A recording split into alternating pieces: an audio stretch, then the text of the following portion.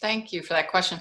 So listen, we know that there are three big categories, right, for our carbon emissions, for our greenhouse gas emissions, and that's buildings, that's transportation, and it's waste.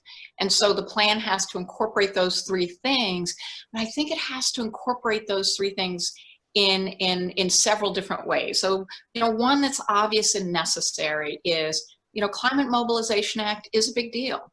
And I think it's incredibly important. And I know folks on this Zoom, and Peggy, big shout out to you, helping to get, an implementation plan that would actually, meaning documentation of how we're doing, transparency, tracking.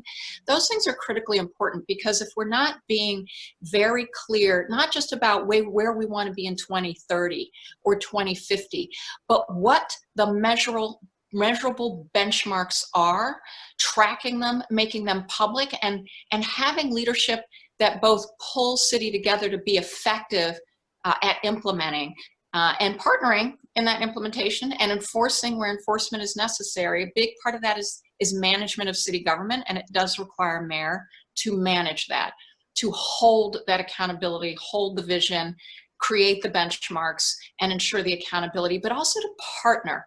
Because as we know on the other things, like transportation, for example, critically important, we're going to need partnership with the federal government as well as the state, both to think about how we're going to have real transit investments. That's going to be critical, but also in a way that ensures we're investing in our transit deserts.